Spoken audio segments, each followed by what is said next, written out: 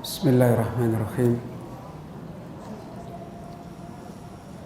Innal hamdalillah nahmaduhu wa nasta'inuhu wa nastaghfiruh wa na'udzu billahi min shururi anfusina wa sayyiati a'malina. May yahdihillahu fala mudhillalah wa may yudlil fala hadiyalah. Wa asyhadu an la ilaha illallah wahdahu la syarikalah wa asyhadu anna Muhammadan abduhu wa rasuluh sallallahu alaihi wa alihi wa sallam. Ya ayyuhalladzina amanu taqullaha haqqa tuqatih wa la tamutunna illa wa antum muslimun. Ya ayyuhan nasu taqu rabbakumul ladzi khalaqakum min nafsin wahidah wa khalaqa minha zawjaha wa batha minhuma rijalan katsiran wa nisaa'a. Wattaqullaha alladzi tasaaluna bihi wal arham. Innallaha kana 'alaikum raqiba. Ya ayyuhalladzina amanu taqullaha wa qulu qawlan sadida yuslih lakum a'malakum wa yaghfir lakum dhunubakum wa may yuti'illaha wa rasulahu faqad faza fawzan 'azima. Amma ba'du, fa inna ahsanal kalam kalamullah wa khairal huda hudan nabiyyi sallallahu alaihi wa alihi wa sallam wa syarral umuri muhdatsatuha wa kullu muhdatsatin bid'atun wa kullu bid'atin dalalah wa kullu dalalatin finnar. Ayyuhal ikhwah kaum muslimin, bapak-bapak, ibu-ibu, ikhwani wa akhwati fiddin rahimani wa rahimakumullahu jami'an. Alhamdulillah, dengan taufik Allah subhanahu wa ta'ala, kita kembali di kesempatan yang mubarakah ini selalu diberi kesempatan oleh Allah di dalam amanah yang besar dalam hidup kita, yaitu amanah menjadi hamba-hamba yang dipilih oleh Allah subhanahu wa ta'ala, menjadi hamba-hamba yang dikhususkan oleh Allah azza wa jal di dalam berbagai macam kehidupan dunia,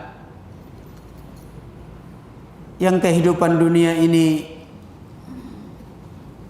dipenuhi dengan berbagai macam fitnah-fitnah kehidupan. Dan fitnah-fitnah kehidupan ini adalah kembali kepada kasratut thariq, banyaknya jalan-jalan yang terbentang dalam hidup, yang Rasulullah sallallahu alaihi wasallam pernah mengingatkan, wa hadhihi subulu la yahdiha illa syaitan, la yad'u ilaiha illa syaitan. Dan ini adalah jalan-jalan yang lain yang banyak, dan tidak mengajak kepada jalan-jalan yang lain yang banyak itu illa syaitan, kecuali syaitan. Di dalam hidup ini Allah subhanahu wa ta'ala menjadikan kehidupan ini sebagai fitnah.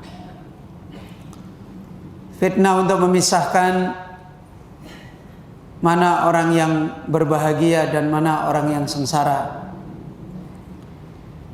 Dan Rasul kita Muhammad sallallahu alaihi wasallam ketika menjelaskan Firman Allah Subhanahu wa taala,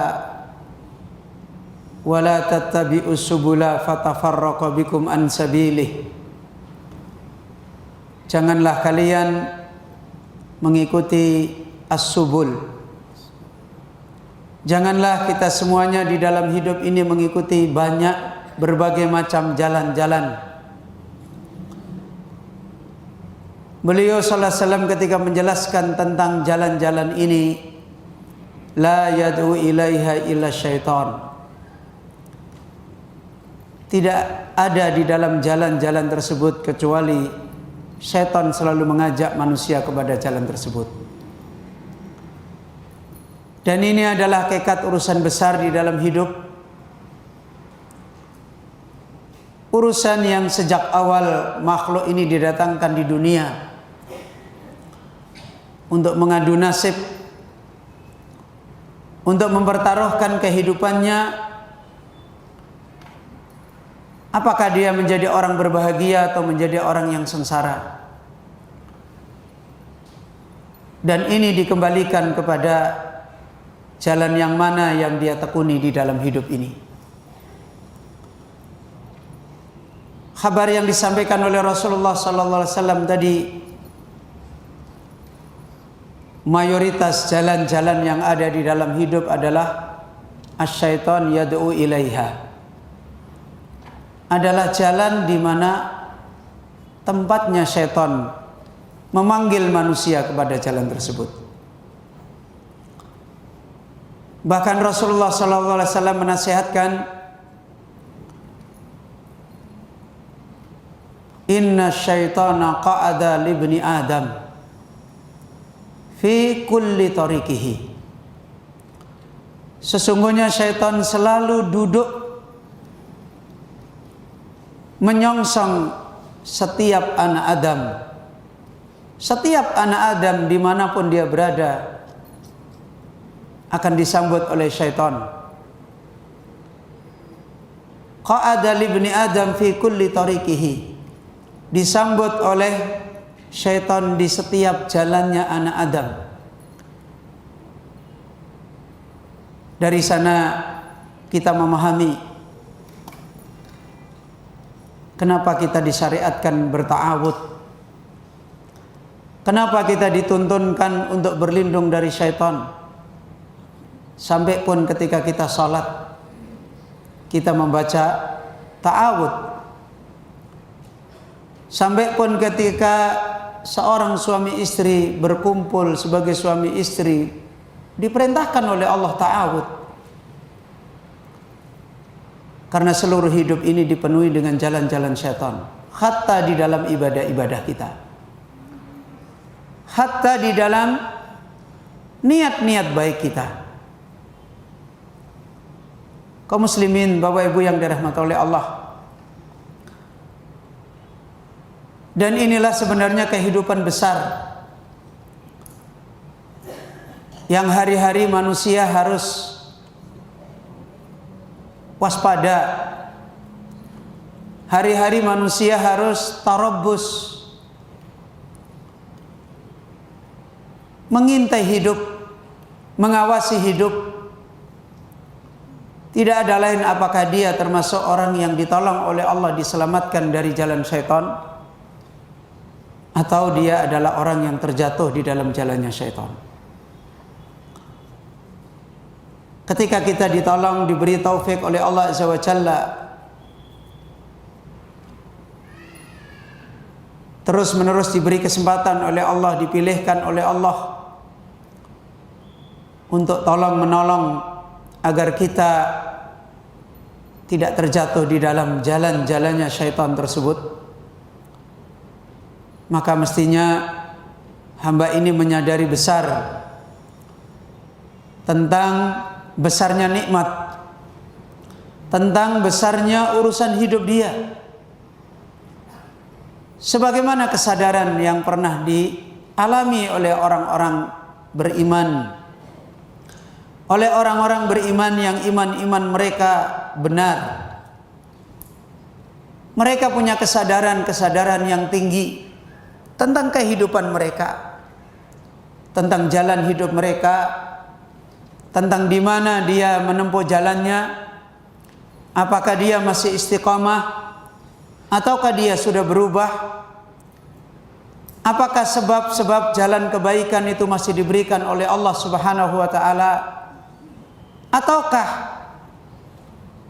dia melihat adanya isyarat jalan-jalan kebaikan itu akan diambil oleh Allah Azza wa Jalla. Karena itu Bapak Ibu yang dirahmati oleh Allah Subhanahu wa taala, para sahabat radhiyallahu anhum sudah sekian tahun lamanya mereka berada di jalan kebaikan. Mereka hidup setiap hari dididik oleh Rasulullah sallallahu alaihi wasallam. Setiap hari didatangkan kabar-kabar besar oleh Allah Azza wa Jalla dari langit. Di celah-celah mereka mengikuti hidayah. Begitu tanda-tanda Rasulullah sallallahu alaihi wasallam mau meninggalkan mereka. Begitu tanda-tanda Allah Azza wa Jalla mau mewafatkan Nabi Muhammad sallallahu alaihi wasallam, maka mereka menjadi orang-orang yang merasa seperti akan kehilangan jalan kebenaran, seperti akan kehilangan hidayah. Lihatlah Abu Bakar Siddiq radhiyallahu anhu. Sebagian ahlul ilm bahkan mengatakan, kalau setelah Nabi Muhammad sallallahu alaihi wasallam ada seorang nabi, maka Abu Bakar Siddiq pantas menjadi seorang nabi. Namun demikian Abu Bakar Siddiq radhiyallahu an, ketika turun ayat idza jaa nasrullahi wa ra'aitan nasa yadkhuluna fi dinillahi afwaja. Ketika turun ayat idza jaa nasrullah, manusia bergembira. Manusia senang karena tidak lama lagi Islam akan disambut oleh banyak orang. Islam akan diterima oleh manusia beramai-ramai. Tetapi Abu Bakar Siddiq mendengar ayat ini, justru dia menangis. Justru dia sedih. Justru dia merasakan ketakutan akan hilangnya perjalanan hidayah yang selama ini dia sudah jalani, yang selama ini dia ikuti. Bahkan beberapa sahabat ketika bertemu Abu Bakar Siddiq, mereka heran, kenapa engkau menangis ketika turun ayat idza jaa nasrullah wa ra'aitan nasa yadkhuluna fi dinillahi afwaja. Maka saat itu Abu Bakar mengatakan, bagaimana kalian? Bukankah ayat ini adalah ajalnya Rasulullah sallallahu alaihi wasallam? Apa yang ditangisi? Apakah Abu Bakar menangisi karena jasadnya Rasulullah sallallahu alaihi wasallam tidak ada lagi? Apakah Abu Bakar menangisi karena nanti mereka tidak berteman lagi, bersendogoro lagi, bertemu lagi dengan Nabi Muhammad sallallahu alaihi wasallam secara fisik? Tidak. Orang ahli din, ahli agama seperti Abu Bakar tidak mungkin menangisi duduk barengnya dengan Rasulullah sallallahu alaihi wasallam. Itu kita-kita. Kalau kita mau berpisah seseorang sedih, kenapa sedih? Nanti dia tidak berteman lagi sama saya. Nanti saya tidak dikasih lagi jajan oleh dia. Nanti saya tidak disumbang lagi oleh dia. Nanti saya kalau sakit tidak ditengok lagi oleh dia. Itu kita-kita. Orang secerdas Abu Bakar, orang sehebat Abu Bakar, apa-apa selalu menangis. Dan kalau Abu Bakar menangis itu pasti berurusan dengan urusan agama. Maka tidak mungkin ketika mendengar ayat yang merupakan ajalnya Rasulullah sallallahu alaihi wasallam ini, Abu Bakar sedih karena ditinggalkan mertuanya. Karena Rasulullah adalah ditinggalkan menantunya. Karena Rasulullah adalah menantu Abu Bakar Siddiq. Bukan Abu Bakar Siddiq sedih nanti anaknya menjadi janda. Aisyah radhiyallahu an tidak punya lagi suami. Enggak. Yang disedihkan oleh Abu Bakar adalah perjalanan agama. Hidayah ini nanti nasibnya seperti apa? Dan ini menunjukkan kecerdasan manusia di dalam perjalanan hidayahnya. Dan itu sikap bukan hanya dilakukan oleh Abu Bakar Siddiq radhiyallahu anhu. Sikap itu adalah dirasakan oleh mereka para sahabat ketika Rasulullah sallallahu alaihi wasallam menghabarkan, memberi nasihat pada mereka di Haji Wada. Padahal mereka ini adalah orang-orang beriman yang sudah seperti itu. Saat beliau sallallahu alaihi wasallam memberi nasihat mereka di Haji Wada, tidak ada lain semua manusia menangis. Padahal mereka sudah dibesarkan oleh Rasulullah sallallahu alaihi wasallam. Apanya yang mereka tangisi? Tidak ada lain adalah perjalanan hidayah mereka. Tidak ada lain adalah bagaimana nasib agama mereka nanti. Kaum muslimin, Bapak Ibu yang dirahmati oleh Allah. Karena itu Al-Imam Al-Ajuri rahimahullahu ta'ala, ketika beliau menceritakan sifat-sifat, menceritakan perjalanannya orang-orang yang menempuh hidayahnya Rasulullah sallallahu alaihi wasallam, di dalam kitab beliau Al-Ghuraba'u minal Mu'minin, di dalam kitab beliau Al-Ghuraba'u minal Mu'minin, orang-orang yang mereka asing agamanya di tengah-tengah orang-orang yang beriman. Sudah di tengah orang-orang beriman, agama mereka asing bagi orang beriman. Maka beberapa sifat-sifat itu dinasihatkan oleh Al-Imam Al-Ajuri. Kalau engkau lihat mereka, ketika kalian tertawa, mereka menangis. Kalau kalian tidak tahu, kalian akan menganggap mereka adalah orang majnun, orang gila. Ya. Bahkan beliau Al-Imam Al-Ajuri menasihatkan, kebanyakan orang hatinya ada di gunung sana, dan mereka ini hatinya ada di gunung yang lain. Kaum muslimin, Bapak Ibu yang dirahmati oleh Allah. Maka inilah kenikmatan yang besar, pembicaraan yang besar, yang terus menerus para ulama kita berbicara, yang terus menerus orang-orang yang cerdas di dalam agama, siang malam mereka membicarakan perjalanan hidayah mereka. Bahkan beliau Syekh Shalih bin Abdul Aziz Al-Utsaimin di dalam syarah Salasatul Usul, di dalam syarah Al-Usulus Salasah, beliau ketika memberikan syarah tentang hijrah, dulu para ulama-ulama mereka biasa hidup berpindah-pindah negara. Ulama, kalau hari ini kita melihat ada orang berilmu berpindah dari satu tempat ke tempat yang lain, apa yang kita lihat yang dilakukan oleh orang berilmu? Apa kira-kira Bapak-bapak? Ada ahli ilmu, besok kita dengar di sini, besok kita dengar lagi di sini, besok lagi kita dengar lagi di sini. Apa kira-kira yang kita lihat dari orang ahli ilmu ini hari ini? Apa Pak? Loh, Bapak Ibu nggak pernah dengar ada Ustadz Fulan hari ini di sini, besok lagi di sana, besok lagi pindah di sana. Apa kira-kira yang Bapak Ibu lihat? Hah? Berdakwah, ngajar kan?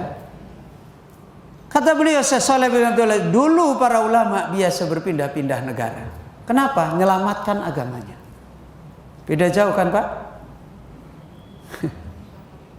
Mereka dulu berpindah-pindah negara itu menyelamatkan hidayahnya.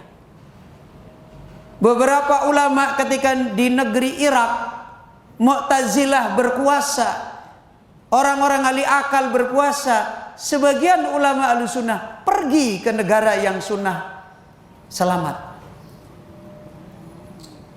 Ini besarnya mereka memahami perjalanan hidayah.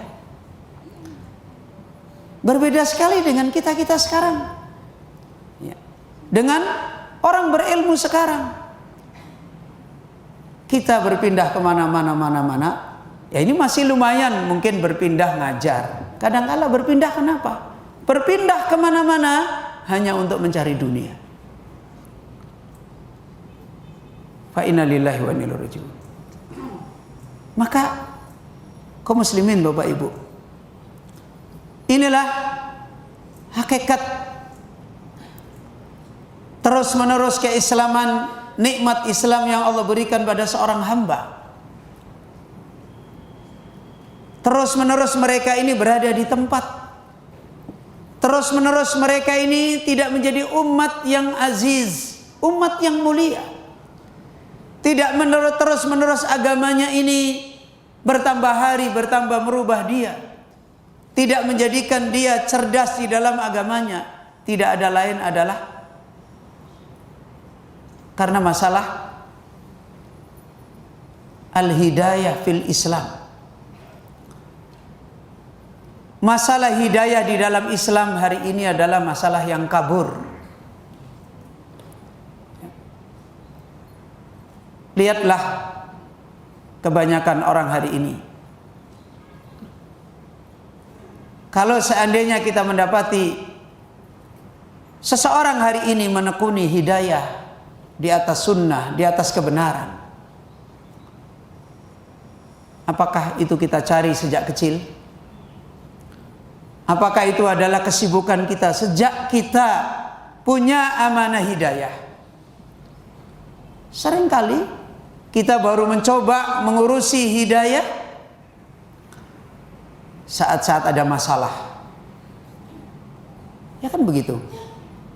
Saat-saat kita ingin mencari manfaat dengan musibah-musibah kita, dengan duka-duka kita, dengan problem-problem kita, yang pada umumnya problem kita, duka kita lebih banyak pasti berangkat urusan dunia. Jualan nggak laku terus, baru ngurusin agama, biar jualannya laku. Ya kan gitu kan? Baru ngaji ke sana kemari, mana tahu ngaji yang bener, saya biar hidup saya nyaman. Ya, dari dulu pengen nikah, belum dapat jodoh. Wah, ini kita harus ngaji nih. Udah capek cari jodoh, ngaji. Ya. Ya kan begitu. Ngaji. Nanti begitu dapat jodoh, ini saya nggak ngomong, Bapak Ibu sendiri terserah. Ya.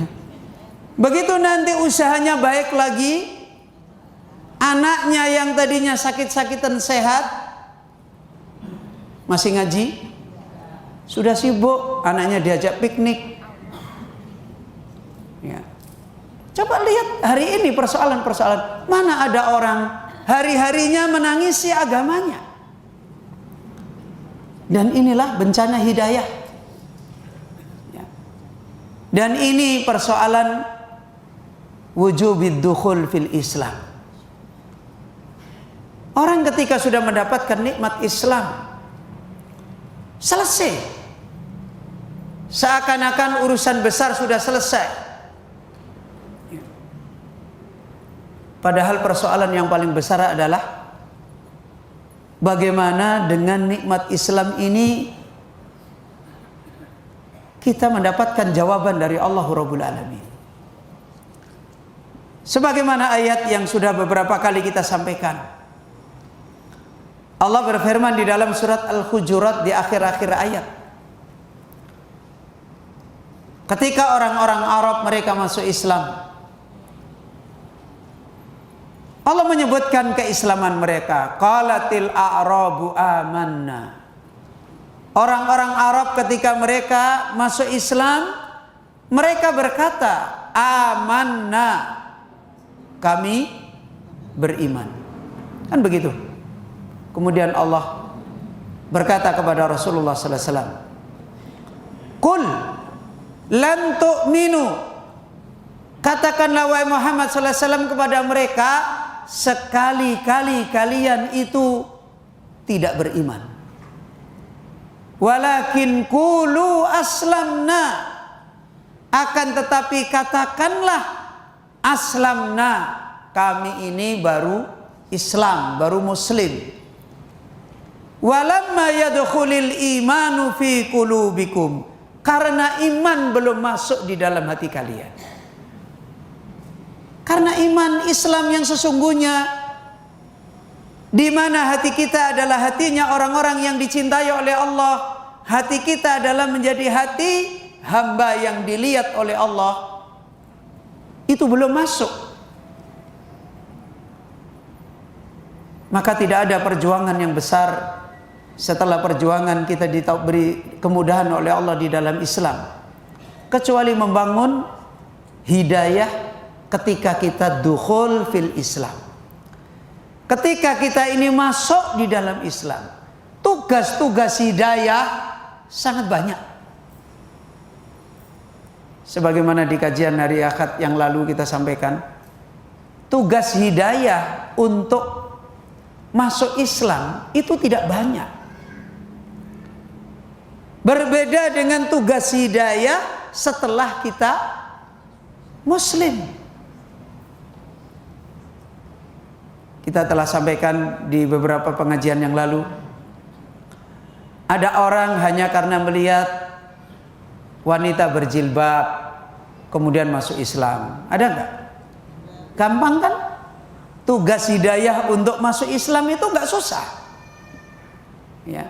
Ada orang hanya melihat orang sedekah, kemudian dia tertarik, orang Islam kok pada sedekah ya, kita kok enggak. Oh, berarti Islam itu agama baik, masuk Islam. Gampang. Ilmu untuk masuk ke dalam Islam itu kalau dibukakan oleh Allah enggak melelahkan. Beda dengan ilmu untuk kita punya hidayah di dalam Islam. Untuk setelah kita menjadi Muslim, keislaman kita ini mendapatkan jawaban dari langit, mendapatkan janji-janji Allah, mendapatkan penjagaan Allah, mendapatkan pertolongan Allah. Janji-janji yang Allah datangkan, datang semua. Itu sebab-sebab hidayahnya banyak. Perjuangan hidayahnya besar. Kaum muslimin Bapak Ibu yang dirahmati oleh Allah, dari sini amanah, kaidah-kaidah yang telah dinasihatkan, diperingatkan oleh Allah dan Rasulnya di dalam wujubid dukhul fil Islam. Justru itulah hakikatnya nikmat Islam yang sesungguhnya. Justru hakikatnya itulah nikmat Islam yang sebagaimana tidak henti-hentinya manusia hari ini kehilangan darinya. Dan ini banyak hal yang menjadikan persoalan fitnah ini terjadi.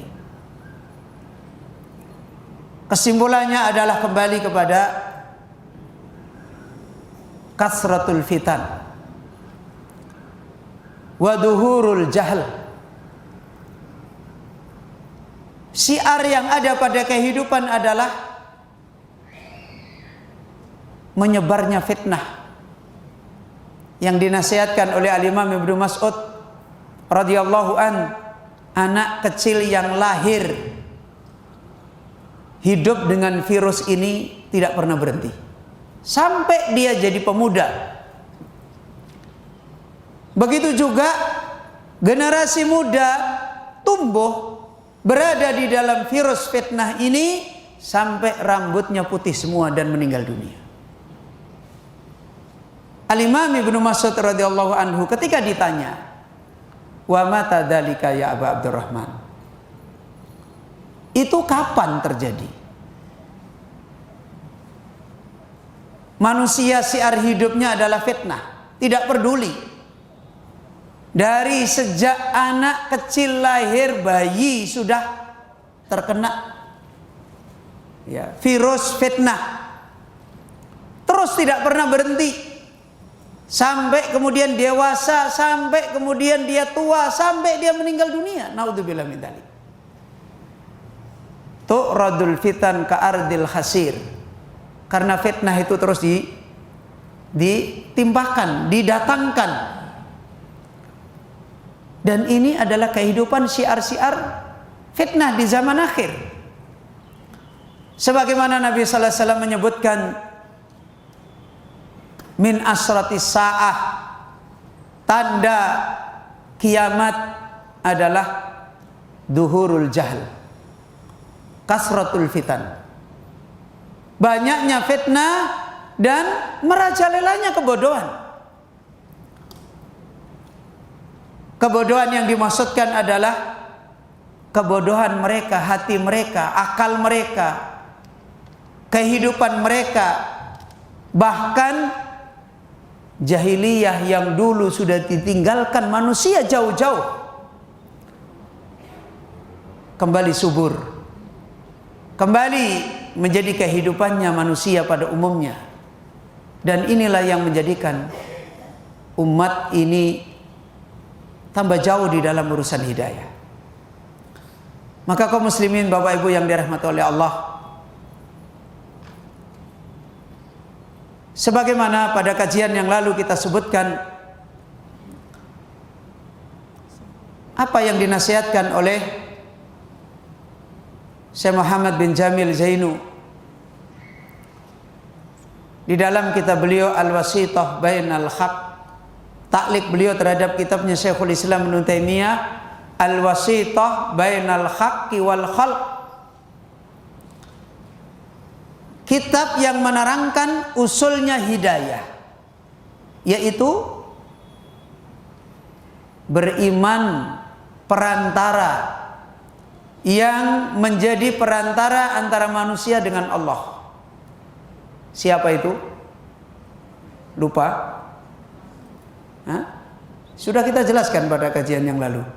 Yang menjadikan perantara antara manusia dengan sesembahan yang hak. Siapa itu? Para rasul dan para pewaris mereka. Yang kita tahu, kita sebutkan pada kajian yang lewat, taat kepada para rasul, taat kepada para ahlul ilm, para ulama di dalam kebaikan-kebaikan hidayah yang mereka berikan petunjuk, adalah kehidupan yang semakin jauh dari umat, semakin sulit dari umat. Bahkan sebagaimana sejak awal taat kepada para rasul itu sudah menjadi fitnah yang besar. Bani Israel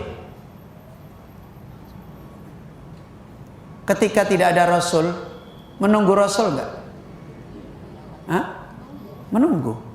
Ketika tidak ada nabi, menanti kedatangnya nabi enggak? Menanti. Setelah datang, apa yang terjadi pada mereka? Satu, mengkultuskan nabi, ya kan? Dua, membunuh nabi, ya kan begitu? Karena ini perjalanan yang gharib, perjalanan yang di dalam hidayah itu di sini. Ya, kalau dia tidak mengkultuskan nabi, gulu kepada nabi, maka mereka apa? Menentang nabi. Dua-duanya berhasil atau dua-duanya gagal? Dua-duanya gagal. Ya. Bani Israel, kalau mereka tidak mengkultuskan nabi, bahkan nabi dijadikan sesembahan, sudah rusak. Yang kedua, mereka menentang, bahkan membunuh para nabi yang mereka tunggu-tunggu. Kenapa? Karena urusan al-hidayah fil Islam. Sama kita-kita ini, bapak-bapak, ibu-ibu, kalau lama nggak ngaji, nunggu-nunggu apa? Nunggu-nunggu apa, Pak? Sudah lama nggak ada ustadz, nggak ada yang ngisi ngaji. Nunggu apa? Nunggu ngaji. Nunggu ustadz kan? Kapan ada ustadz, ada ngaji. Tapi nanti kalau ada orang alim di tengah mereka disuruh ngaji, apa yang terjadi? Di awal saja rame seperti laron. Di awal pokoknya ustadz bagus. Seminggu kemudian bagusnya hilang. Seminggu kemudian bukan lagi bagusnya orang, orangnya hilang.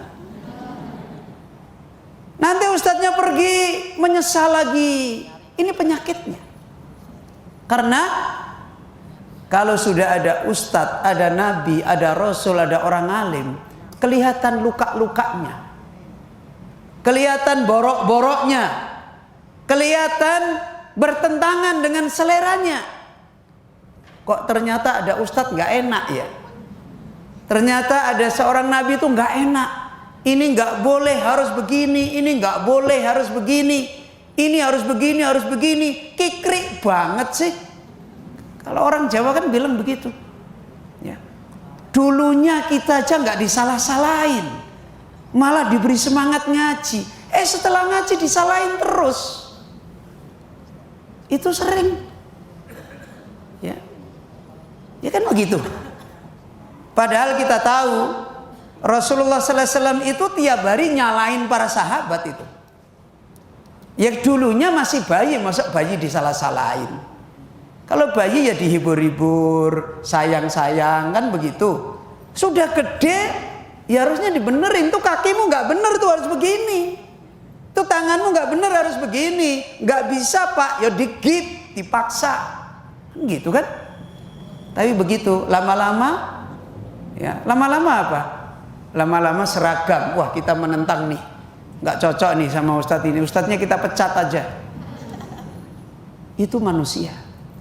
Itu perjalanan hidayah. Kalau kekuatan yang ada di dalam hati orang-orang yang menempuh hidayah tidak kuat. Karena itulah Rasul kita Muhammad sallallahu alaihi wasallam, Allah azza wa jalla memberikan penjagaan, memberikan kaidah-kaidah ilmu. Bukan hanya ilmu-ilmu yang datang rincian untuk membetulkan perjalanan hidayah kita, tetapi di antaranya adalah ada ilmu yang besar, yaitu apa? Memberikan kekuatan kalau dibetulkan. Kan begitu. Coba Bapak Ibu, orang sakit, kalau ditanya, kamu mau berobat enggak? Mau. Begitu diobati, lama-lama suruh setengah tahun di rumah sakit, kuat enggak? Seminggu aja enggak kuat, apalagi setengah tahun. Kenapa? Kalau untuk diobati mau sembuh, diginikan mau, iya. Tapi begitu menjalanin, banyak problem. Kenapa? Ya itu sudah keadaan tubuh manusia. Tubuh manusia itu tabiatnya nggak mau tidak enak, pengennya enak. Nggak mau tidak ada beban, nggak mau terbebani, maunya tidak ada beban. Ya. Maunya nggak usah mikir banyak, mikir sedikit tapi jadi Abu Bakar, kan gitu. Itu tabiat manusia. Dah, Ustaz, tapi kita kan bukan Abu Bakar. Iya sama. Abu Bakar itu lahir juga bukan Abu Bakar. Abu Bakar itu tidak lahir kemudian jadi Abu Bakar, tidak. Kaum muslimin Bapak Ibu yang dirahmati Allah. Karena itu tidak hanya kekuatan rincian obat ilmu yang diberikan kepada mereka. Bahkan di dalam Islam pun kekuatan hidayah itu dibangun. Kalau diobati supaya kuat. Kalau kemudian ketika dia berobat, dia harus sakit, dia bisa kuat. Ya. Apa itu? Coba lihat rahasia yang diajarkan oleh Allah dan Rasulnya. Kita ambil contoh. Fa in tanaza'tum fi syai'in farudduhu ilallahi war rasul. Kalau kamu berselisih di dalam sesuatu, kembalilah kepada Allah dan Rasul. Gampang nggak ini, Pak? Gampang? Suami istri yang sama-sama mencintai ketika berselisih, suruh kembali kepada Allah dan Rasul aja gimana? Pelerok-pelerokan. Duh, itu suami istri yang saling mencintai. Ya, sudah punya anak, yo anakmu, yo anakmu juga, lo kan begitu. Lo itu ketika berselisih disuruh kembali kepada Allah dan Rasul, enakan kue ki pas dalilin belo kue kan gitu. Ini enakan kamu pas beneri cocok dalil, saya salah terus. Gampang nggak ini? Nggak gampang. Fal yukrim daifahu, memuliakan tamu. Sekedar memuliakan tamu gampang? Gampang? Gampang sehari 2 hari. Coba kalau sering bertamu, bolak-balik itu lagi bertamu. Ya saya mungkin bertamu ke bapak-bapak, ibu-ibu sekali 2 kali seneng. Coba setiap 5 hari saya bertamu, setiap 5 hari saya bertamu. Kira-kira gimana? Menyakitkan. Kok bolak-balik itu sampai bosen wajahnya saya. Lama beramal itu susah. Ya. Falyakul khairan, ngomong baik. Gampang pemuda, Pak. Kalau ditanya berbicara baik itu bermanfaat enggak? Oh bagus. Berbicara tidak menyakiti orang itu baik enggak? Oh iya itu bagus, kita setuju. Tapi coba lisan kita suruh ngomong yang baik, terus ngomong yang baik terus. Susah kan? Baru ngomong yang baik sebentar belok. Baru ngomong yang baik sebentar belok lagi. Enggak mudah kan? Makanya ketika Allah Azza wa Jalla mendatangkan kebaikan sebagai solusi hidayah, itu diberi kekuatan. Karena enggak mudah.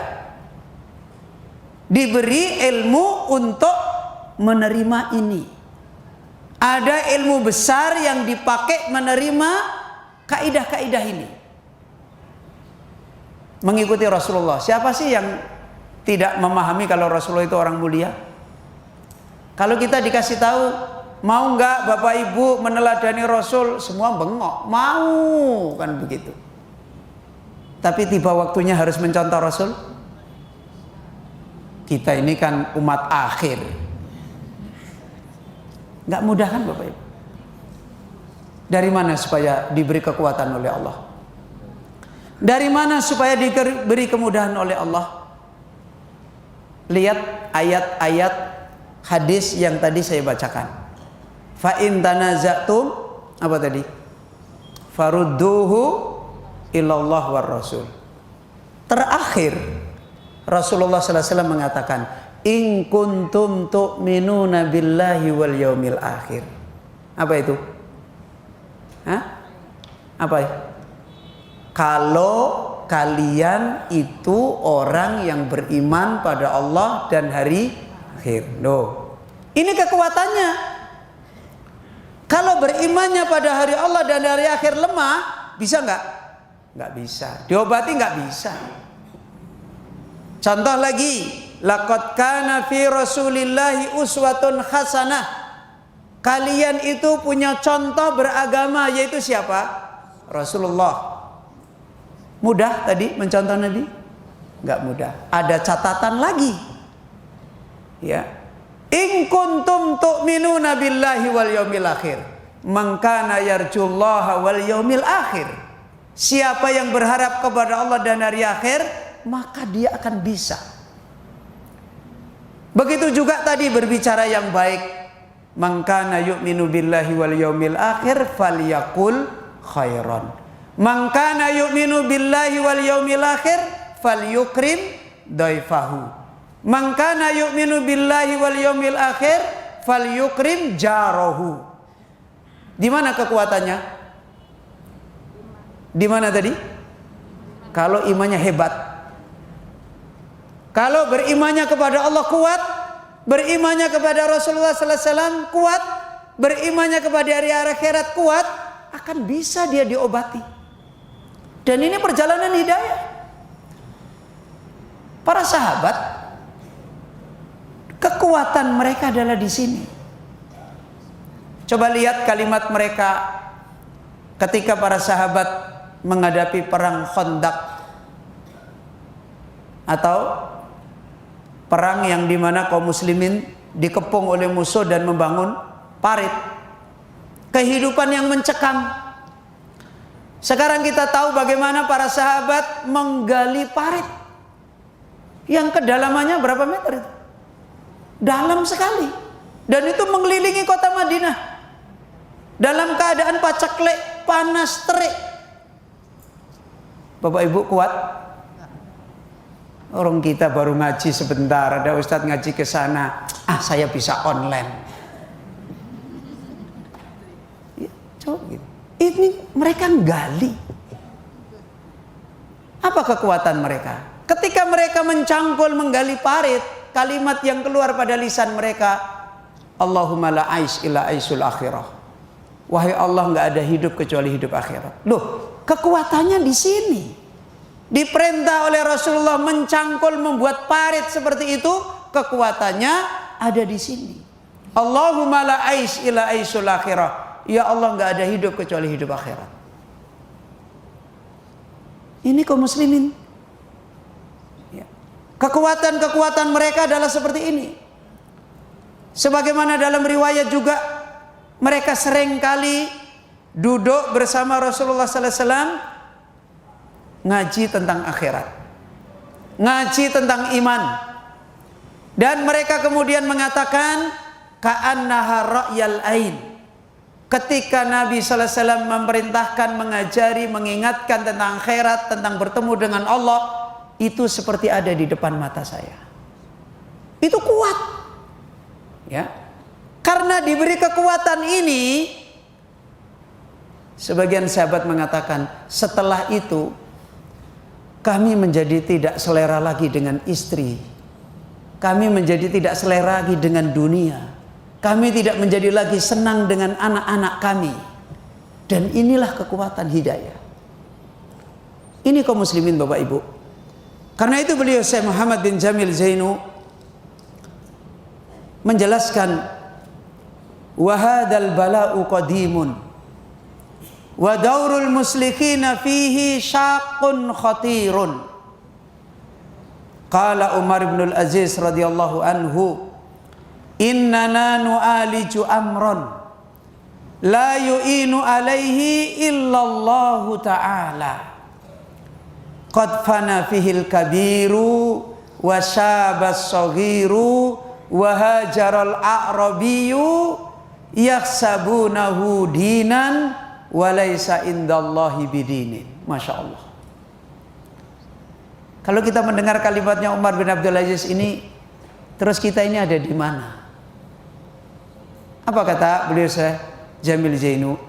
Persoalan menjalani hidayah di dalam Islam ini, memegangi kaidah hidayah di dalam Islam, itu bala'un qadimun.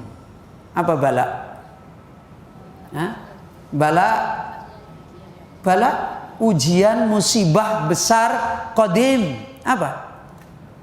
Qadimun, musibah dari dulu. Jadi ini bukan persoalan baru. Bala'un qadim, ini adalah musibah lama, ya. Musibah yang sejak dari dulu. Bencana perjalanan orang beragama yang datang dari dulu itu persoalannya di dalam masalah ini, ya. Persoalannya adalah di dalam masalah menjalani kaidah di dalam dia berislam, menjalani hidayah fil Islam, memegangi penjagaan Islam yang diajarkan oleh Nabi. Kemudian kata beliau, wa daurul muslikhina fihi syaqqun khatir. Dan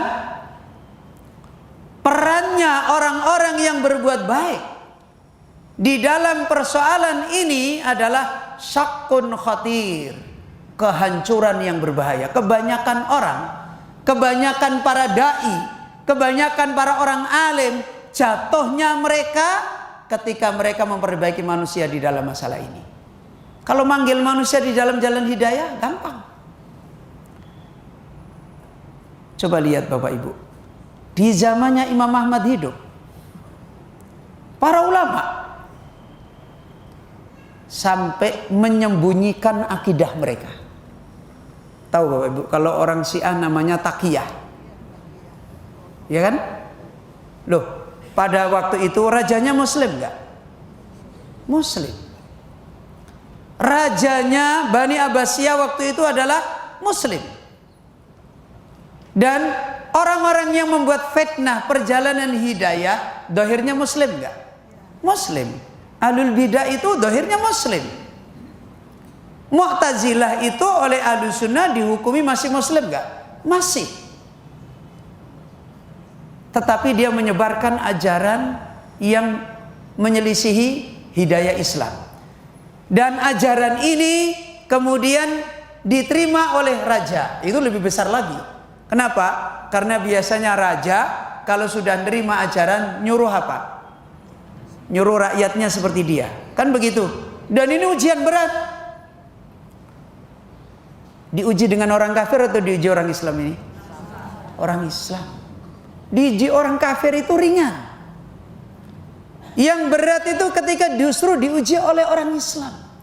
Kita disuruh bertahan yang benar, dohire podo islame, loh ya kan? Dohirnya sama-sama Muslim, tapi kita tahu yang benar disuruh tahan yang benar, kita boleh mendungi dia? Boleh? Boleh yang tidak benar kita pukuli, kita ngibah, kita caci maki. Loh, sekarang gimana ini Bapak Ibu? Gimana rasanya? Ada orang benar, ya kan?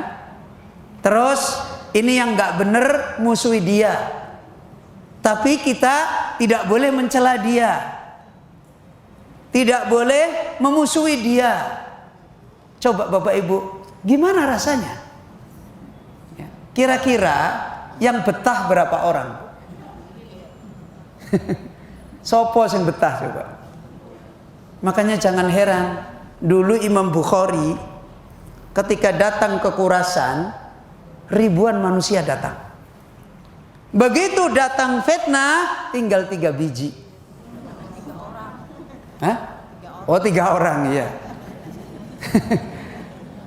Jadi ini ribuan Bu.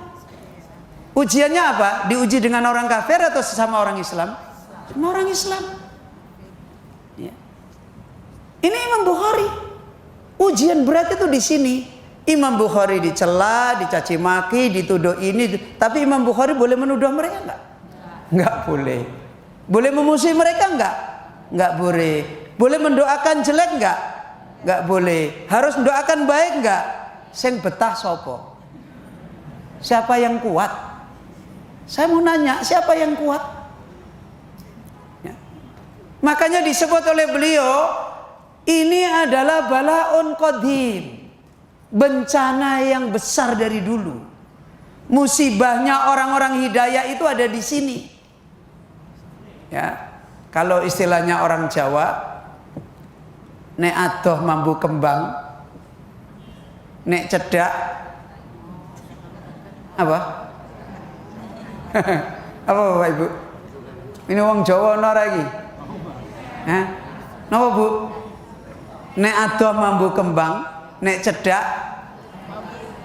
Hah? Mambu apa? Mambu telek. Iya. Kalau bahasanya orang Jawa agak kasar, mambu tai. Iya kan? Kenapa itu? Ulama itu kalau jauh baunya bunga. Ya Allah, mbak ada Imam Syafi'i ya di sini, bunga ditunggu. Begitu dekat, kok pahit ya? Fa inna lillahi wa inna ilaihi raji'un. Ini makanya kata beliau, al muslihin fi syakkin khatir. Bapak Ibu senyum-senyum aja, saya mengkap-mengkap. Lu tahu mengkap-mengkap Pak? Bapak Ibu tuh senyum-senyum. Saya ini di sini nih aku ki kuat apa ora tuh ya. Sini ini udah belah-belah, robek-robek. Bapak Ibu senyum-senyum, wah Ustaz bagus. Ini enak men bagus.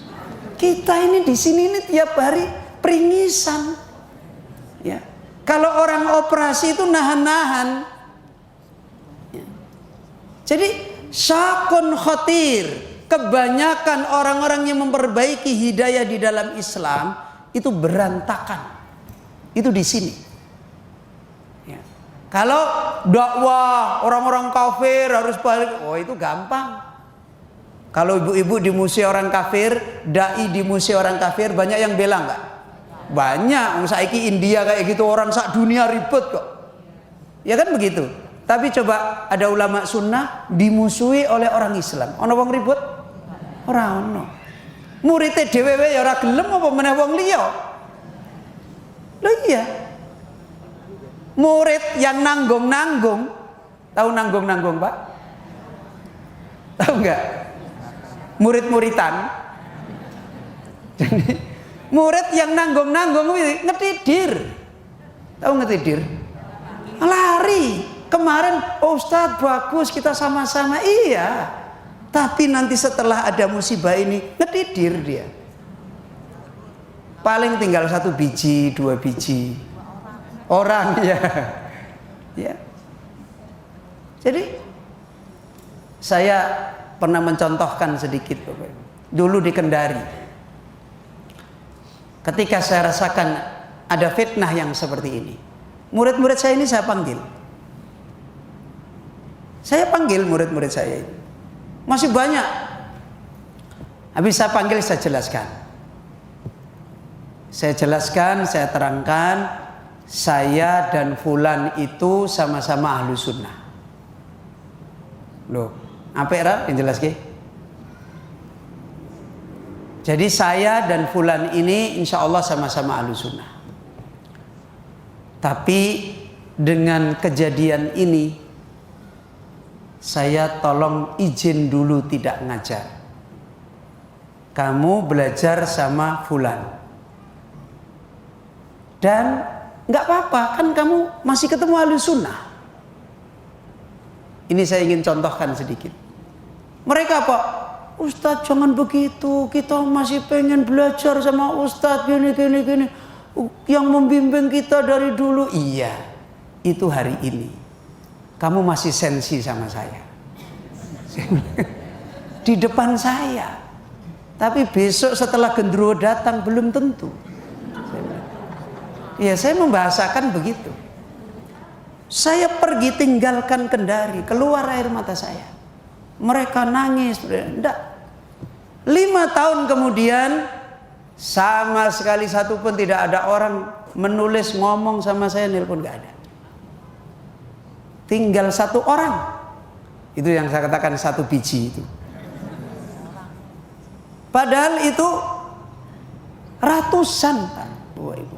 Tinggal 1 biji. Setelah itu pun 1 biji ini pun juga kecemplung.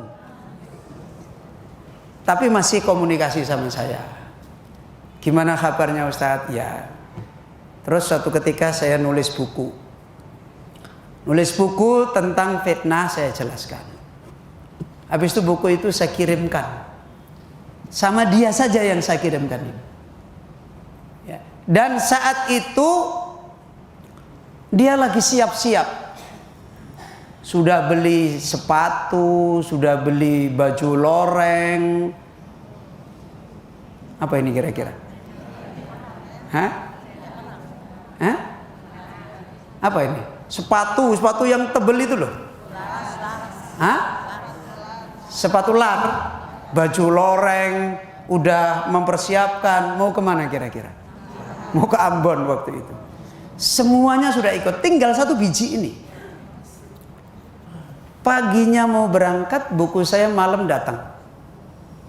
Habis itu dia baca. Setelah baca, dia ngubungin saya nggak jadi berangkat. 1 aja. Ini contoh aja Bapak. Imam Bukhari contohnya lihat. Ribuan manusia datang, begitu diuji hidayah fil Islam, semua pergi. Tinggal Imam Muslim, tinggal berapa? 3 orang saja muridnya. Ini ujian di dalam masalah ini. Dan setelah itu Allah takdirkan satu ini selamat, baik. Kemudian akhirnya bertambah tahun, yang ini berubah lagi jadi baik, 1-2 orang berubah lagi jadi baik, 1-2 orang. Akhirnya setelah 10 tahun mayoritas mereka baik lagi. Beratnya perjalanan hidayah di dalam Islam. Ya. Contoh-contoh seperti ini dialami para ulul alam, para ulama. Kenapa? Kalau orang bicarain orang kafir itu jelas, ya kan begitu. Tapi begitu bicarain ini orang Islam jangan gini, ini nggak bener, ini nggak bener, itu menyakitkan. Ya, bukan lagi orang yang di sana. Kadang-kadang orang yang di depan kita sendiri. Di zamannya Imam Ahmad, semua orang-orang berilmu sembunyikan kebenaran. Lisannya mengatakan seperti yang dimaukan raja. Al-Quran makhluk, tetapi hatinya masih dia jaga. Tinggal sendirian. Siapa? Siapa? Imam Ahmad. Loh, gak gampang kan? Ya. Ini berita bagi kita semua. Saat-saat akan ada ujian dari Allah. Apakah kita shodikin ataukah kita kadibin? Apakah kita orang yang benar di dalam hidayah Islam, atau kita adalah orang yang sebenarnya mendustakan hidayah kita sendiri? Kembali kepada kaidah ini. Dan kalau sudah seperti ini, yang dibutuhkan obatnya atau kekuatan berobat? Hah?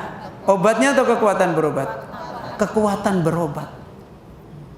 Makanya disinilah para alul alam, para ulama begitu kuat menancapkan kaidah-kaidah berislam secara usul, secara manhaj, secara kaidah. Karena persoalannya ini, orang boleh jatuh bangun, boleh naik turun, akan bisa kembali lagi kalau kaidahnya kembali, kalau usulnya kembali. Kalau kaidahnya tidak kembali, usulnya tidak kembali, berantakan. Dan selalu ditunjukkan oleh Allah.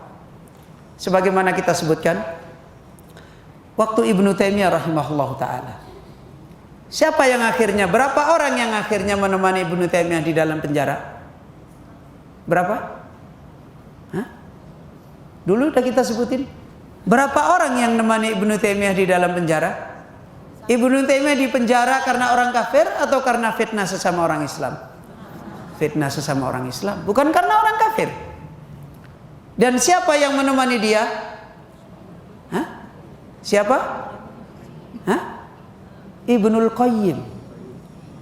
Murid yang benar-benar mapan di dalam kaidah. Ya. Kalau sudah seperti itu, bukan masalah pintar baca Quran, bukan masalah hadisnya berapa ribu, bukan masalah ayatnya berapa, enggak, kaidahnya yang akan menjawab. Sama Imam Bukhari. Siapa yang menemani Imam Bukhari? Imam Muslim. Murid yang kokoh, murid yang mendapatkan ilmu yang qawi. Dan ini yang ditolong oleh Allah. Maka dinasihatkan tadi, syakun khatir. Orang yang mau memperbaiki saja nggak kuat, apalagi yang diperbaiki. Gimana Bapak Ibu? Yang mau memperbaiki saja nggak mudah untuk bisa bertahan, apalagi yang mau diperbaiki. Makanya beliau Syekh Jamil Zainu membawakan perkataan Umar bin Abdul Aziz. Apa kata Umar bin Abdul Aziz? Innana nu'aliju amron la yu'inu alaihi illallahu. Pertama kali yang disebut oleh beliau, kita ini di dalam urusan hidayah, tugas kita adalah apa? Nu'aliju amron, mengobati urusan hidayah, la yu'inu alaihi, yang tidak akan ada yang bisa menolong, tidak ada jaminan untuk bisa baik, illallahu ta'ala, kecuali apa? Kecuali pertolongan Allah. Makanya Para ulama-ulama yang mereka kuat sabar seperti ini, pasti di dalam hatinya kaidahnya itu sudah hilang kaidah akal. Yang ada kaidah apa? Kaidah hati dengan Allah. Coba Rasulullah sallallahu alaihi wasallam ketika menghadapi Abu Lahab, Abu Jahal, Umar, kaidahnya tinggal apa? Minta tolong kepada Allah kan? Kalau Rasulullah sallallahu alaihi wasallam melemah berdoa, sudah gak kuat. Dan belum tentu orang seperti Umar mendapatkan hidayah. Urusannya kalau sudah seperti ini, pertolongan. Karena itu di hari-hari seperti ini, urusan hidayah fil Islam, orang alim harus kuat berdoa, orang yang belajar juga harus kuat berdoa. Keikhlasannya, kuatnya meminta tolong kepada Allah harus dibesarkan di dalam hatinya. Karena apa saja bisa menjadi dia jatuh. Persoalan sepele aja bisa menjadi jatuh. Ya. Persoalan sederhana, ibu-ibu, bapak-bapak pas ngaji, kemudian dari rumah bawain makanan. Oh, saya mau ngasih makanan untuk Abu Izini, biar dimakan, biar berkah. Habis itu saya lali makan. Lali, tahu Bapak Ibu? Lupa. Itu bisa menjadi masalah nggak? Gimana ini? Ustadz dikasih makan, muridnya nggak dimakan, nggak menghormati, nggak ini. Udahlah, saya nggak mau ngaji sama dia. Loh, bisa apa enggak ini Bapak Ibu? Bisa, ngaku pengalaman. No. Saya ini udah pengalaman. Iya. Lah ketemu nggak diajak ngomong sedikit ya ora sengaja. Lah wong 20 ngejak ngomong bareng ya apa iso? Ya kan nggak bisa kan? Sini 20, yang sana disalami, yang sini nggak salamin, pilih kasih. Itu bisa jadi fitnah. Ya kan? Dulu kalau nginep di rumah saya, sekarang enggak. Loh gitu, itu bisa jadi fitnah. Gimana Pak Ibu? Pokoknya tak terangke aja. Ini kalau nggak kuat-kuat ditolong oleh Allah. Seorang alim, kalau saya nggak kuat-kuat, ya Allah, ini ujian dari kamu. Muridku ada yang begitu, ada yang salah paham, ada yang sakit hati, ada yang melarikan diri. Ya kan begitu. Ya saya mau apa? Nanti saya takdir tambah dosa saya. Kalau nggak kuat-kuat minta tolong, itu tadi saya katakan dada saya itu udah mengkap-mengkap, tapi dikuat-kuatkan terus gitu. Ya, ibu-ibu juga begitu. Kalau nggak kuat-kuat minta tolong kepada Allah, bapak-bapak juga sama, jebol di jalan. Ya, hancur di jalan. Makanya dinasihatkan oleh beliau, ya, oleh beliau Umar bin Abdul Aziz, apa tadi? La yu'inu alaihi illallahu ta'ala. Saya itu akhir-akhir kira-kira 1 tahun 2 tahun teringat doa guru saya. Dulu waktu saya masih belajar, salah satu doa yang sering saya dengar dari guru saya, beliau menasihatkan, jadi orang alim itu harus banyak mendoakan orang-orang yang didakwai. Salah satu doa yang beliau selalu baca, Rabbana ftah bainana wa baina qaumina bil haqqi wa anta khairul fatihin. Itu di Al-Quran. Wahai Allah, bukakanlah di antara kami. Rabbana ftah bainana wa baina qaumina, dan bukakanlah di antara kaum kami. Ya, bil haqq, supaya menerima kebenaran. Wa anta khairul fatihin. Saya ingat sekitar 2 tahun ini. Makanya saya sekarang dengan keadaan ujian yang banyak, itu yang saya paling bisa banyak baca. Begitu teringat ada murid yang lari, saya berdoa itu. Teringat ada murid yang sakit hati, nggak senyum lagi, saya berdoa itu. Ya. Teringat ada murid yang ngambek, saya berdoa itu. Saya ingat ini guru saya dulu, Masya Allah, saya harus ikuti guru saya. Ini pertolongan Allah Bapak Ibu. Ya, kalau saya nggak ditolong oleh Allah, kalau bahasanya orang Jawa, wis minggat bingi-bingi. Suara kuat gitu loh. Gimana ya? Bapak-bapak ibu ini saya ngurusin ngaji, ini urusan surga neraka enggak? Nah kalau saya dijadikan beban punggung saya, dikandani orang mudeng tapi aku melu nerokone terus piye gitu loh.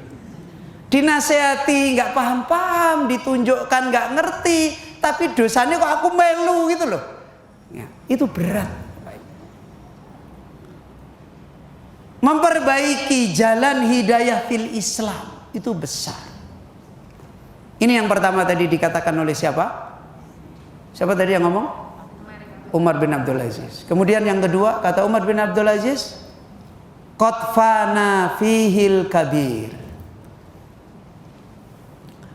Sungguh di dalam urusan mengobati ini al-kabir, orang-orang dewasa sampai habis umurnya mati.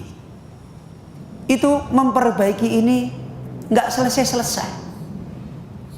Qad fana fihi al-kabir wasabas shogir. Anak-anak kecil jadi pemuda sampai dia dewasa, itu dandani memperbaiki di dalam masalah ini tidak mudah. Ya, nggak mudah. Wahajarul a'rabi, kata beliau Umar bin Abdul Aziz, urusan hidayah fil Islam ini orang-orang a'rabi, orang-orang badui pada lari hijrah. Sampai lihat dulu ketika zaman Nabi sallallahu alaihi wasallam diuji dengan fitnah para sahabat. Sebagian mereka kemana? Seperti Sa'ad bin Abi Waqqas. Kemana dia Sa'ad bin Abi Waqqas? Dia pergi ke gunung puluhan tahun. Ngapain? Bawa kambing, bawa onta. Hidup dengan kambing dan ontanya berpuluh-puluh tahun. Kenapa? Umat Rasulullah SAW ketika itu terjadi fitnah. Sampai anaknya datang menjemput orang tuanya. Padahal kita tahu Sa'ad bin Abi Waqqas ini adalah generasi as-sabiqunal awwalun. Orang yang awal-awal menerima Islam dari Nabi Sallallahu Alaihi Wasallam. Ini Sa'ad bin Abi Waqqas. Bahkan beliau adalah termasuk panglima perang yang ditunjuk oleh siapa? Umar bin Khattab ketika menaklukkan mana? Persia. Ketika Persia itu terbuka hidayah, itu panglima perangnya Sa'ad bin Abi Waqqas. Lihat, orang hebat kan? Tapi ketika diuji fitnah, kemana Sa'ad bin Abi Waqqas? Pergi ke gunung. Bawa kambing, bawa onta. Berapa hari? Kalau kita kan paling beberapa hari. Sambil pergi ke Bogor, kan gitu. Ini pergi ke gunung. Hidup dengan kambing, dengan onta, pakai tenda. Kemudian anaknya datang. Wahai bapak, aradita a'rabiyan. Wahai bapak, kenapa kamu sekarang pengen jadi orang badui seperti ini? Padahal engkau adalah pembesar kaum. Engkau adalah muridnya Rasulullah sallallahu alaihi wasallam yang hebat. Kenapa kamu berada di sini jadi orang badui kayak begini ini? Wan nas yatanaza'una fil Madinah. Kamu lihat, apakah kamu tega? Orang di Madinah ini bermusuhan. Dan itu siapa? Siapa yang dimaksud oleh sahabat-sahabat Nabi? Mereka bertentangan, kenapa kamu biarkan? Padahal kamu adalah sahabat Nabi yang besar. Apa jawaban Sa'ad bin Abi Waqqas? Uskut. Kamu diam. Jangan ngomong. Loh, ini Bapak Ibu. Sampai orang rela jadi badui. Karena urusan besarnya persoalan menjalani kaidah di dalam Islam. Ya. Besar, berat. Ya, sampai rela dia jadi badui. Puluhan tahun dia jadi badui. Orang-orang Arab rela mereka jadi badui. Sampai dulu ada ketika Nabi mengkhabarkan tentang hadis fitnah, ada salah satu sahabat Nabi datang kepada Rasulullah. Ya Rasulullah, fa'dan li, izinkan saya a'rabiyan. Nanti kalau fitnah itu terjadi, tolong saya diberi izin jadi orang badui. Saya mau balik ke kampung. Padahal sahabat Nabi itu kalau sudah hijrah di Madinah, boleh nggak balik ke kampung? Boleh nggak? Nggak boleh. Ya. Jadi kalau dulu sahabat Nabi setelah hijrah ke Madinah, itu dia tidak boleh balik ke kampungnya. Haram. Dan dia harus berjuang membela Islam di Madinah bersama sahabat yang lain sampai mereka meninggal dunia. Tapi ini ada sahabat Nabi minta izin kepada Rasulullah. Ya Rasul, izinkan saya menjadi badui. Nabi tahu benar orang ini. Kemudian Nabi mengatakan, kamu saya izinkan. Akhirnya begitu terjadi ujian hidayah, dia pulang ke kampung. Sampai dia menikah lagi di kampung. Punya anak lagi banyak di kampung. Setelah perdamaian, tahu perdamaian Bapak Ibu? Perdamaian apa? Perdamaian fitnah antara Hasan bin Ali dengan Muawiyah. Damai, baru dia datang ke Madinah. Begitu dia datang ke Madinah, sehari dua hari kemudian dia meninggal dunia di Madinah. Duh, itu urusan hidayah fil Islam. Urusan wajibnya kita setelah menjadi muslim itu punya perjalanan hidayah yang benar. Dan fitnahnya besar. Maka dinasihatkan hajarul a'rabi. Orang Badui kembali hijrah pergi karena urusan ini. Kemudian yahsabunahu dinan walaysa huwa indallahi bidinin.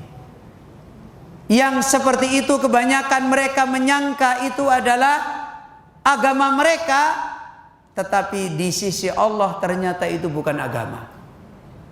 Ini loh kaum muslimin. Ini yang dinasihatkan Umar bin Abdul Aziz, yang menunjukkan bahwasanya menjaga meraih perjalanan hidayah fil Islam, dukhul fil Islam, itu persoalan jauh lebih besar daripada waktu dulu kita masih jahiliyah. Jauh lebih besar perjuangan kita, karena disitulah harganya. Harga kita itu nanti di hadapan Allah setelah kita menjalani Islam. Baru masuk Islam plung, itu belum ada harganya. Ya, harganya masih harga umum. Secara umum begitu muslim dijaga hartanya, kehormatannya, kan begitu kan? Nah, kemudian ada kabar gembira masuk surga, kan begitu. Tapi bisa dijamin ini? Nggak bisa dijamin. Kembali kepada perjalanan dia. Ini yang dinasihatkan oleh Ibnu Umar, oleh Umar bin Abdul Aziz. Kaum muslimin, bapak-bapak, ibu-ibu yang dirahmati oleh Allah, inilah hakikat makna taat kepada Allah Azza wa Jalla, taat kepada Rasulullah sallallahu alaihi wasallam, yang itu adalah bagaimana menjaga perjalanan hidayah yang sebenarnya. Dan dari sinilah maka kelanjutan dari kaidah ini, Rasulullah sallallahu alaihi wasallam telah bersabda di dalam babu wujubid dukhul fil Islam. Di hadis yang berikutnya kita bacakan hadis ini sebagaimana di dalam buku tersebut. Wa fi sahihi an Ibni Abbasin radhiyallahu anhuma anna an-nabiyya sallallahu alaihi wasallam qala abghadun nasi ilallahi salasatun. Abghadun nasi ilallahi salasatun. Rasulullah sallallahu alaihi wasallam bersabda, manusia yang paling mendapat murka, manusia yang paling mendapatkan kemurkaan dari Allah itu ada tiga. Ya, ada tiga. Dan semuanya ini dikaitkan perjalanan dia di dalam hidayah Islam. Ya. Perjalanan dia di dalam hidayah Islam. Ketika dia masuk menjadi seorang muslim, berpotensi untuk terkena apa tadi? Apa? Terkena apa tadi? Berapa golongan? Tiga. Apa tadi? Abghadun nas ilallahi salasah. terkena kembali menjadi orang yang paling dimurkai oleh Allah Azza wa Jalla. Ada berapa tadi? Ada 3. Kemudian Rasulullah sallallahu alaihi wasallam bersabda, pertama, mulhidun fil haram. Orang yang dia berbuat kekufuran, berbuat dosa di tanah haram. Setelah tanah haram diharamkan oleh Allah untuk orang-orang yang tidak beriman, kafir tidak boleh masuk. Yang dimuliakan di tanah haram hanya siapa? Orang beriman. Ini kan nikmat yang besar. Tetapi orang mukmin, orang muslim yang ada di tanah haram berbuat syirik, berbuat kufur, berbuat dosa. Jadi ini kemurkaan. Dan mungkin nggak Bapak Ibu? Orang di tanah haram berbuat syirik, orang di tanah haram berbuat dosa, mungkin. Dan ini kejahatan besar. Ya. Ini kejahatan besar. Bagaimana dia sudah diberi oleh Allah kemuliaan, kebaikan dengan Islam di tanah haram, di situ dia berperilaku seperti dulunya lagi. Ya. Di tempat yang dia sudah diberi kemuliaan oleh Allah Azza wa Jalla, dia tidak menjaga nikmat Islam dia yang dia sudah diberi oleh Allah. Ini pertama. Kemudian yang kedua, wa mubtaghin fil islami sunnatal jahiliyah. Wa mubtaghin fil islami sunnatan jahiliyah.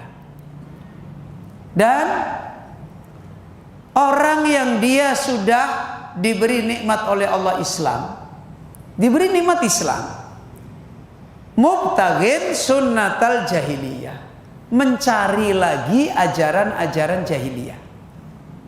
Sudah dapat Islam, kaidah umumnya sudah dapat. Islam itu yang ngikuti Quran, ngikutin sunnah, kan begitu, ngikutin Nabi, ngikutin Rasul.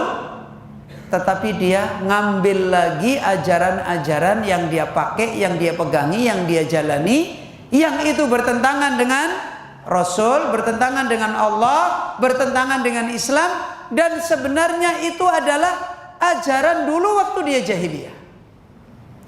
Kemudian dijalanin lagi, ditekunin lagi, diikutin lagi. Maka ini termasuk orang yang mendapatkan kegagalan di dalam hidayah fil Islam. Dan dinasihatkan oleh Rasulullah, abghadu annas ilallah, termasuk manusia yang paling mendapatkan apa? Kemurkaan.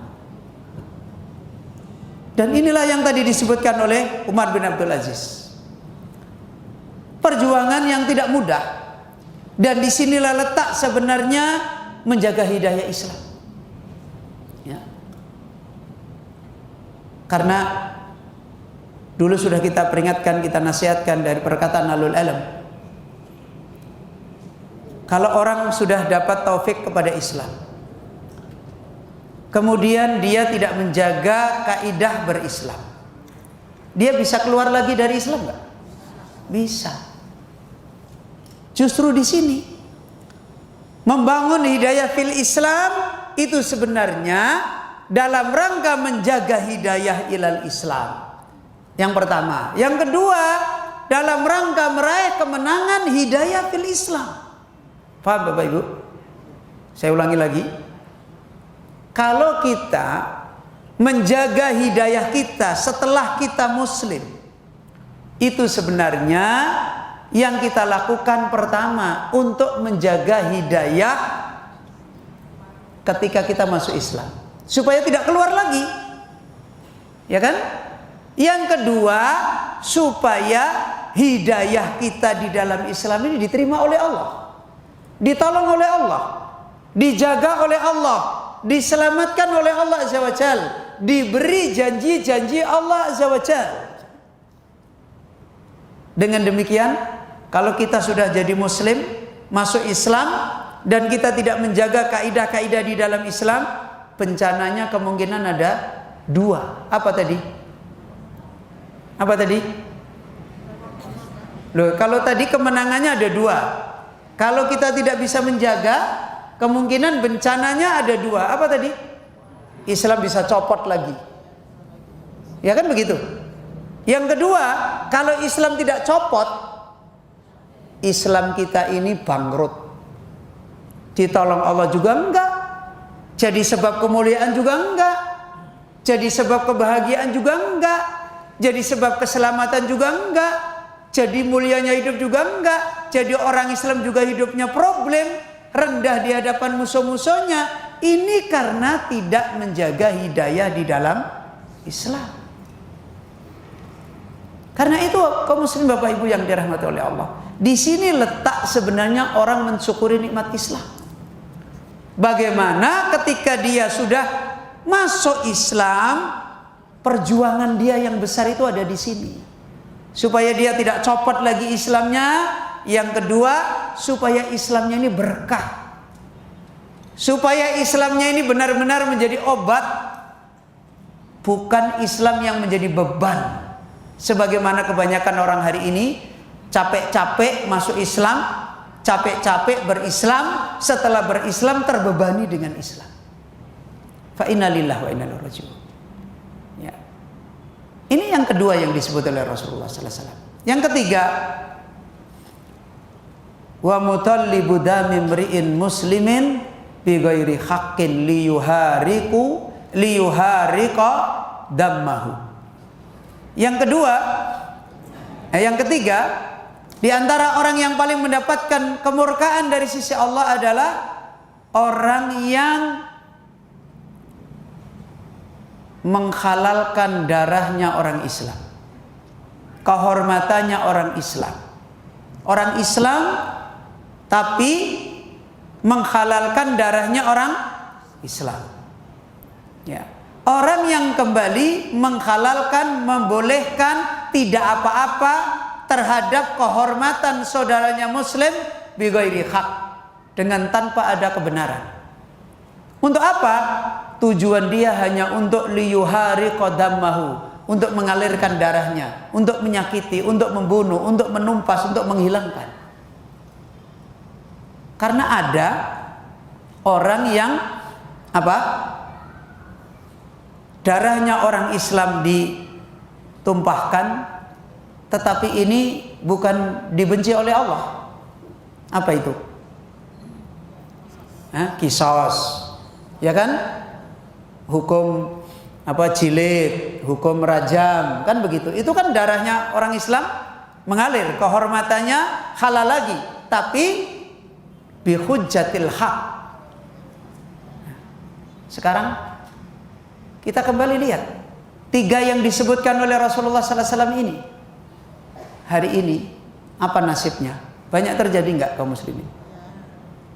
Di Masjidil Haram, di tanah haram, banyak manusia berbuat apa yang tadi disebutkan oleh Nabi sallallahu alaihi wasallam.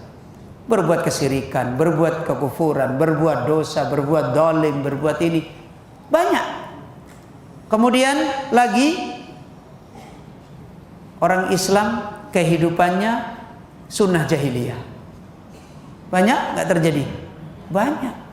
Nanti kalau diinginkan, oh kita dituduh kafir. Nah, ya kan begitu. Itu jahiliyah, nggak betul. Nanti kalau diingatkan, diluruskan, wah masa yang masuk surga kamu sendiri. Berat.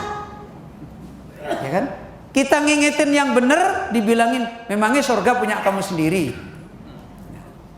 Susah kan? Ini kaum muslimin. Yang ketiga apa tadi?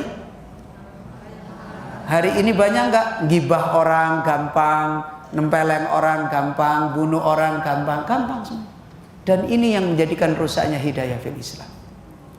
Kaum muslimin, Bapak Ibu yang dirahmati oleh Allah.